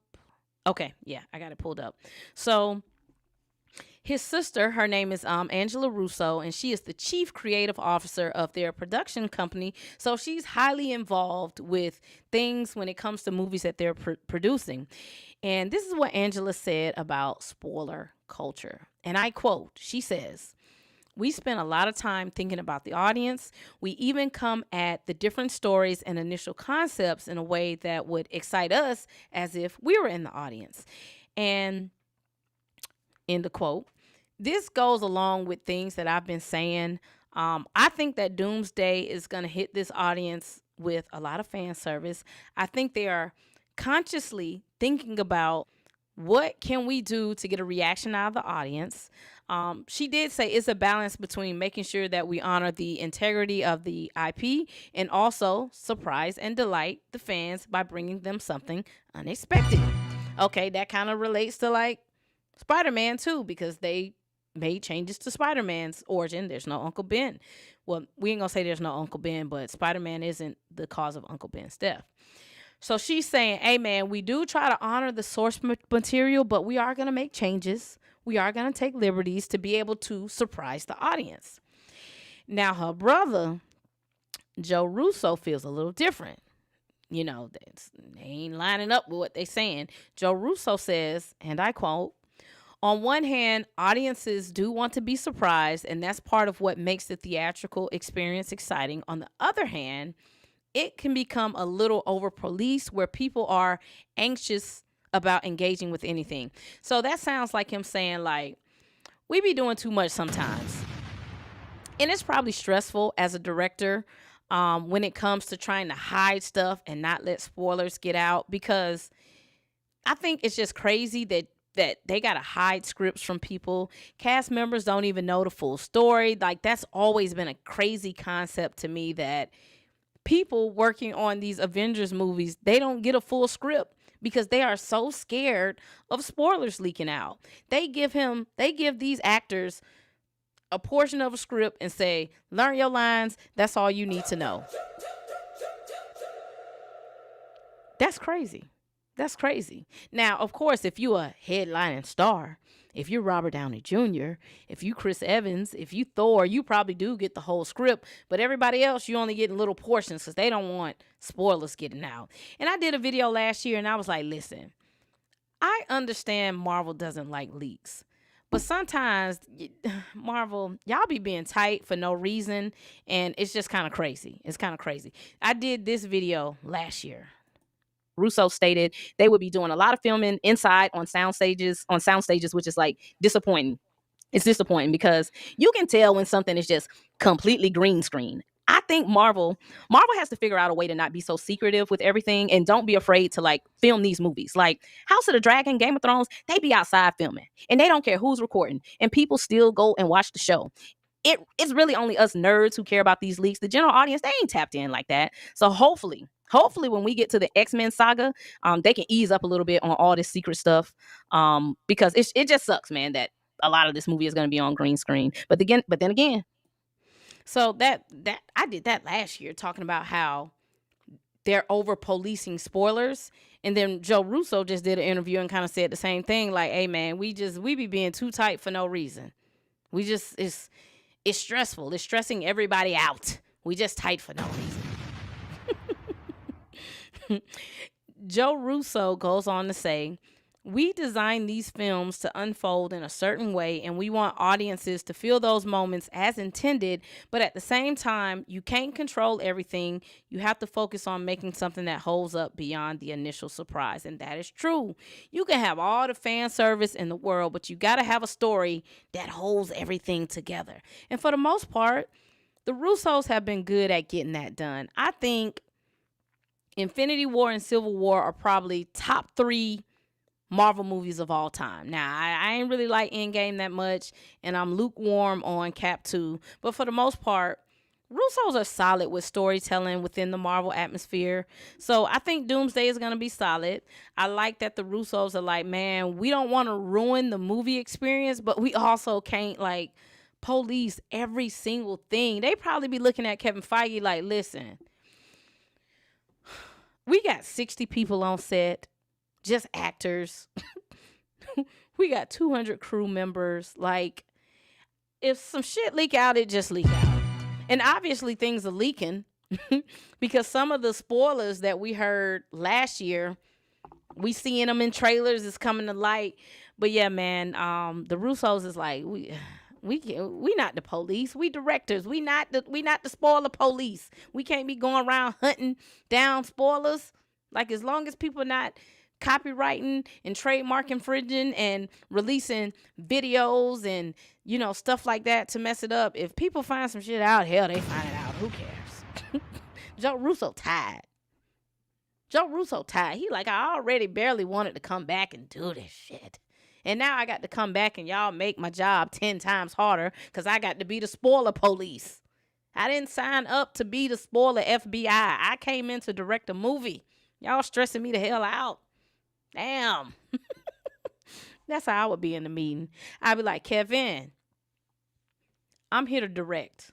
If some shit leak out on the internet, y'all deal with that. I don't come to me with that foolishness. I don't have time. I don't have time.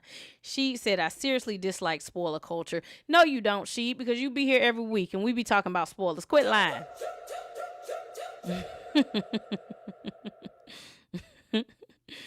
Torian said, this is why they released Infinity War and Endgame on the same day in all markets when they released. Billy is waiting said, I'm pretty involved in the Marvel internet fandom. I've never been spoiled for something I don't want to be. Yeah, leaks and spoilers are bad, but I don't think it's that hard to avoid. It's not. I knew the whole plot of Multiverse of Madness. The whole plot of Multiverse of Madness. And I still went in and I had a good time. That whole movie leaked. And I still was amazed. I'm like, Wanda is out here tearing their ass up. Get them, Wanda. I knew the whole movie for Multiverse of Madness. Still had a good time. So,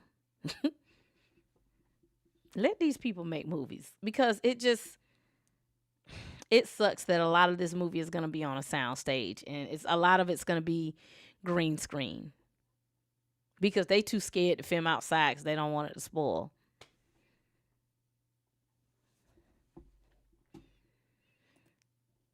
Gas $6. People don't be caring about damn spoilers. She said, because I don't care about Doomsday. Oh, all right, y'all. That's all I got.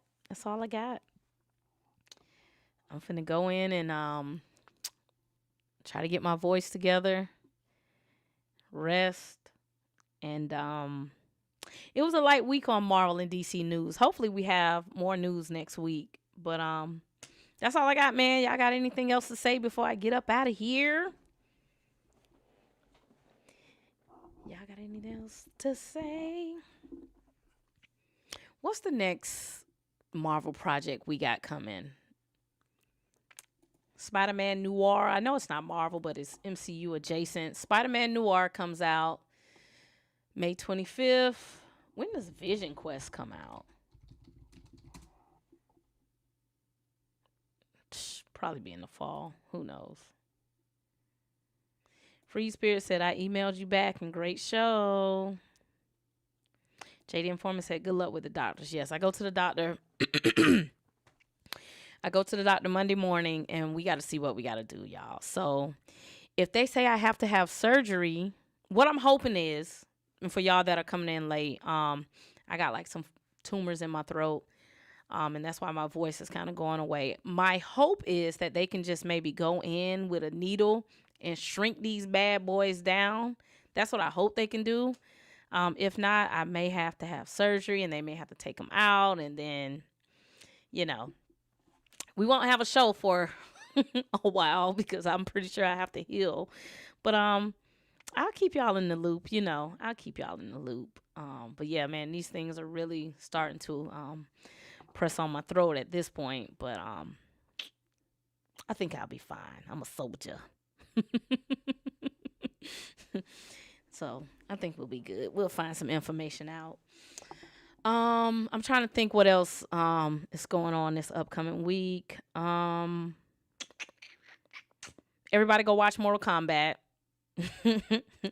So we can talk about if y'all like the movie next week. And I think that's all I got. Free Spirit said you can Black Noir it. How am I? If I lose my voice, I can't do nothing. We gonna be in everybody else stream, and I'm gonna just be in the chat. We just gonna have to go support everybody else's stream and just party in the chat. I ain't gonna be able to have a show for a while.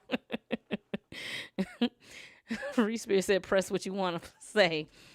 Yeah, man. See, this is why I need to have one of them AI Elon Musk robots to come in and, you know, voice project for me. You know what I'm saying? I type what to say and then they just say it. That would be so whack. Ugh. No. Don't want to do that. Oh. All right, y'all. It's 12:30 where I'm at. Thank y'all for hanging out with me on this late night. Anybody in the chat got YouTube channels that I can direct people to? Torian Reigns has a YouTube channel for show. So y'all check him out if Torian is still in here. I want to say thank you to Free Spirit, Jay, Nisha, Lawrence always coming in, Billy always coming in, Jay. Who am I missing? The Magician. So many people. I appreciate y'all for coming in every week, rocking it out with me. And I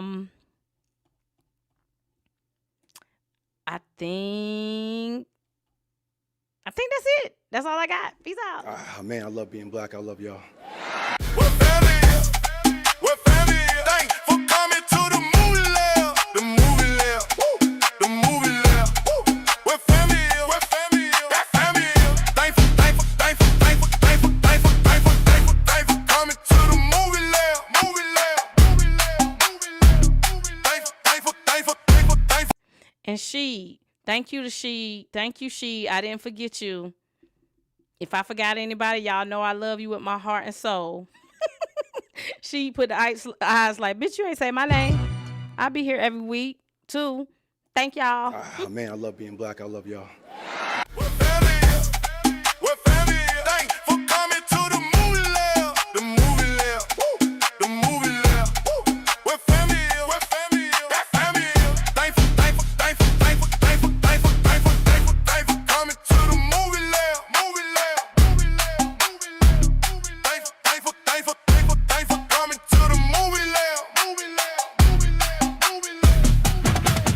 Thanks for coming to the movie Lair. Thanks for coming to movie Lair. Thanks for coming to the movie Lair. Thanks for coming to the movie Lair. Thanks for coming to the movie Lair. Thanks for coming to the movie Lair. Thanks for coming to the movie Lair. Thanks for coming to the movie Lair. Thanks for coming to the movie Lair. Movie Lair. Movie Lair. Thanks for coming to the movie Lair.